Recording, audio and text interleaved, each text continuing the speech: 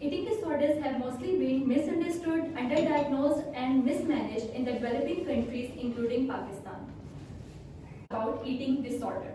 The truth number one, many people with eating disorder look healthy yet may be extremely ill. Number two, families are not to blame and can be the patients and providers' best allies in treatment. Number three, an eating disorder diagnosis is a health crisis that disrupts personal and family functioning. Number four, eating disorders are not choices but serious biologically influenced illnesses. Number five, eating disorders affect people of all gender, ages, races, ethnicities, body shape and weight, sexual orientation and socioeconomic statuses. Number six, eating disorder carries an increased risk for both suicide and medical complication. Number seven, genes and environment play an important role in the development of eating disorder.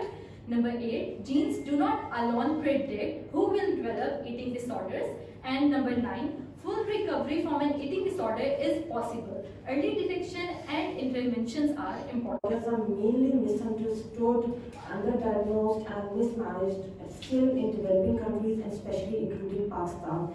So since last 1 year, Syntex Health projects have been actively campaigning to promote awareness and promote research as well as policy change and advocacy for eating disorders in our country. Pearl started research on eating disorders since 2019 with mainly 2 publications which were published in international journals on PH eating disorder and health-related quality of life and depression in the overweight and obese patient. But as Syntex Health Projects, our first initiative was launched last year in June 2020, which is named as Community Eating Disorder Initiative, that is CD. Basically, CD was started is a project specially dedicated to address the needs of individuals suffering from eating disorders and prevent illness through advocacy, research, education, and services. This whole project was purely related to community and creating awareness to community. We launched this project on last World Eating Disorders Action Day on June 2nd, 2020, and started and published and released various video campaigns for awareness of the public in English as well as local language, as well as released different video podcasts for awareness of our community. The best part was that our podcast and our video campaigns was picked by one of the most famous international blog on eating disorders of UK, which is published by Ms. Nadia Shabir, Islam and Eating Disorders and War Against Eating Disorders. So that was the first time that Pakistan was recognized internationally that it is one of the countries of South Asia and the first country of South Asia that is working for creating awareness regarding eating disorders. We carried out the activities throughout the whole year, different awareness campaigns, different community campaigns in schools, in various, in university, in different community public areas for creating awareness. This year, another important awareness day was celebrated, which is National Eating Disorders Association Awareness Week in the month of February, which is basically celebrated by UK, in which again we published and released various videos regarding community and their awareness level regarding eating disorders.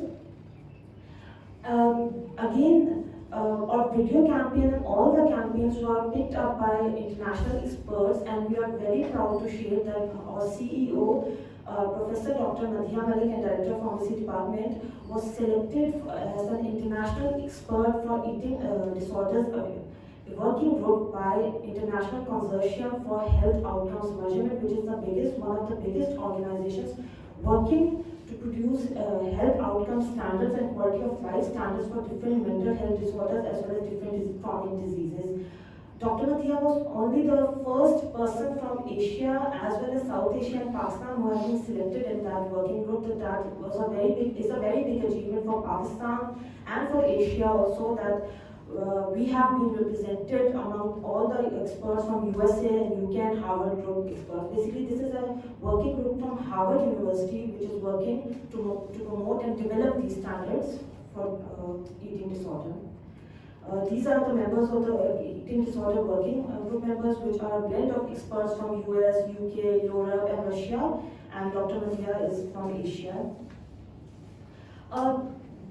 This year again, on World Eating Disorders Action Day, which was held on June 2nd, 2021, we launched a very special initiative, that is Eating Disorders Association of Pakistan. This was a much needed association because the thing which we lack in Pakistan and Asia region was there was no association or no professional body with which the international experts could connect and could have a better idea what is happening in Pakistan and the Asian region. So we launched Eating Disorders Association. Pakistan is that our Eating Disorders Association of Pakistan was acknowledged by STRIPED. STRIPED is basically a strategic group of researchers and physicians from Harvard University. Dr. Brian Austin is the founding director of STRIPED, which has expertise with our expertise in eating disorders in child, adolescents, and adults. And this is one of the biggest working group and the biggest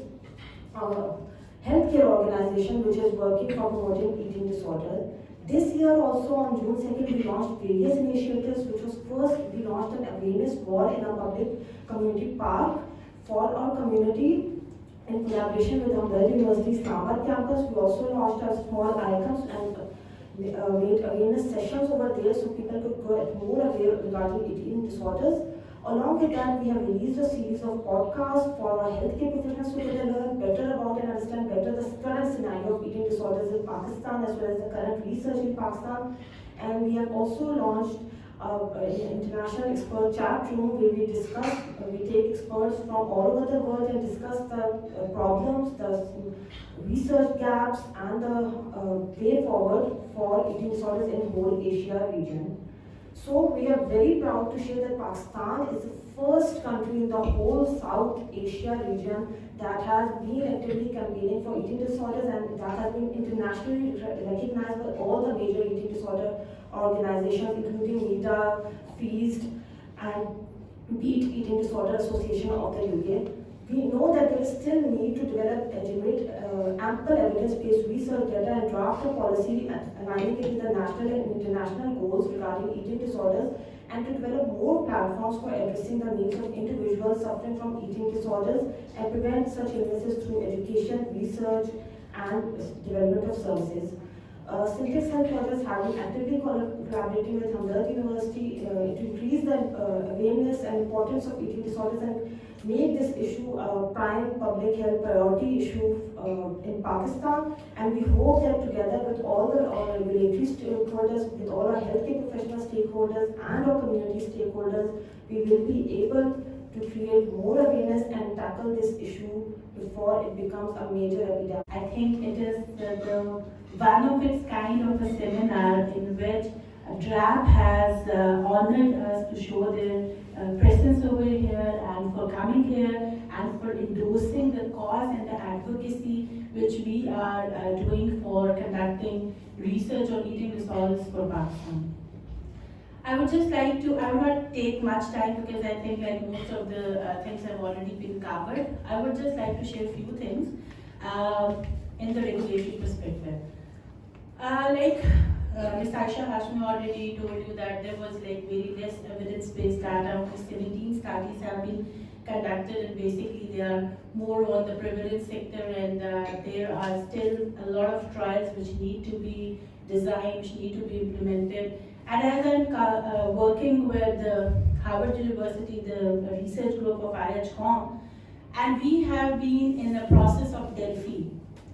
I would just like to share a feeling with you, like being an academician and being a researcher and teaching in the class about Delphi, the technique of the first world, and now sitting in that technique and experiencing that technique, how the experts develop the consortiums develop that quality standards. It's a very different and unique experience, and I think that later Pakistan would be one of those people who would be, those countries who would be having those expert people who could be involved in Delphi and other disease prevalences also. IHCOM is not only working on eating disorder, basically they are also developing quality measures for epilepsy, diabetes, hypertension and other. So this is the first group. Basically there is an International Excellence Research Center of the world which is going to be developed at a larger scale, and almost 52 countries would be representing in that research excellence center.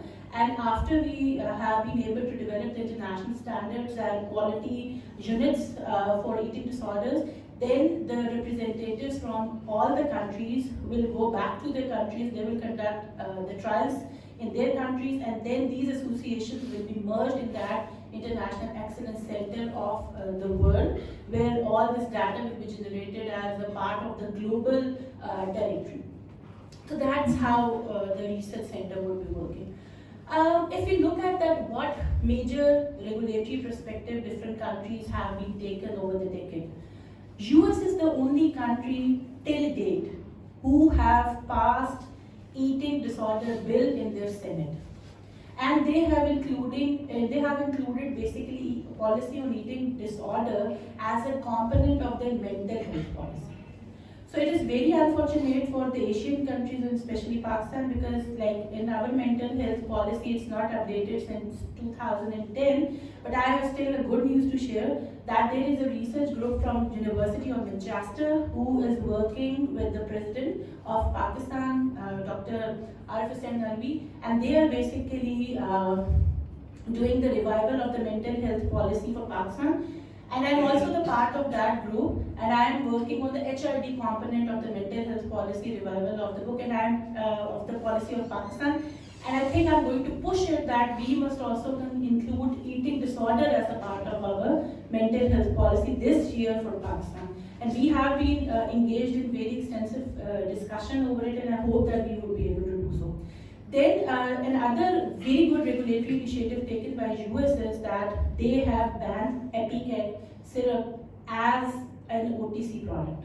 Because they think that most of the people, according to a research study, most of the people in US were going and buying the Epicat syrup, and they were patient of anorexia, and they were using it for inducing vomiting in themselves. So they have banned the syrup as an OTC product. So there might be certain regulatory things which we would be suggesting to Sir and other members of our drug regulatory authority, that how we can basically devise a comprehensive policy in accordance with the international laws and in accordance with how the international bodies are basically working on this issue.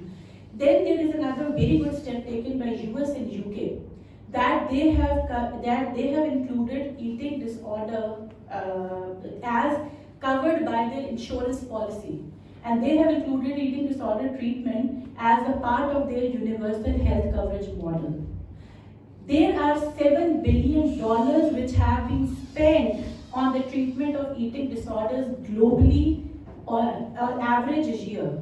And there are 7 million people who suffer from eating disorders without getting adequate treatment for eating disorder. And there is only one hospital which is available as the power of 20 patients for the treatment of eating disorder. So this is a massive thing which is also going to be a problem in Pakistan soon in the next coming 10 years, because Pakistan is currently ranking at number 9 out of 188 countries for obesity. And most of the reason for this high prevalence and epidemic for obesity in Pakistan is one of the issues that we usually do not recognize, the eating disorders here. So how big pandemic it is going to be in Pakistan in the coming years. So there is a need to strategize before it hits the ground. We are also working on developing health value data sets with Europol, and we have developed the Pakistan population health value sets.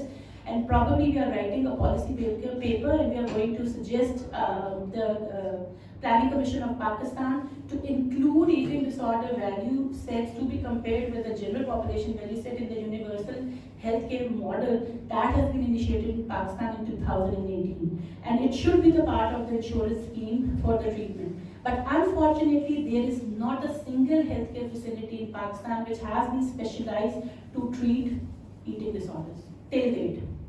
And I am also very glad to share that I've also been a certified cognitive behavior therapy expert, because I've already done my diploma from University of Leeds. So now I think we are in a better position to launch a training course, and I think there is a massive scope for the pharmacists to be involved in the provision of these services. But as a researcher, what I see here is that usually we do not have a separate research fund for conducting specific studies for conducting eating disorder trials, or certain medicines which have been used in the treatment of eating disorders. Like one of the biggest example is of fluoxetine. Fluoxetine is being used as a massive treatment option for the treatment of eating disorder, but unfortunately we have not been able to produce ample data for its clinical trial. And then again, glucophage, a very common drug which is although claimed to be anti-diabetic, but still it is being used massively for weight loss also. So, but again, still we are not, we have substantial data to prove that whether it is also effective in treatment of, for eating disorder. Because the problem is this, that you cannot say that if one drug is ineffective in certain race or in one region, it would be the same in the other. Because eating disorder has an impact by the genes, by the culture, by the environment, and certain different indicators. So every country needs to generate their own evidence-based data in order, if they really want to devise a policy or a treatment strategy plan for that particular country.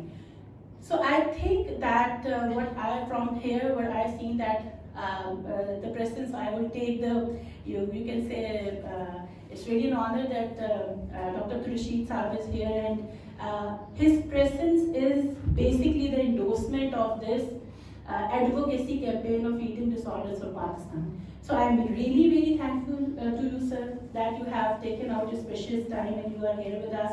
Professor Rabiya Malik and Professor Azhar Saab, that they have arranged a very good seminar. Indeed, it is a great initiative on the part of both institutions.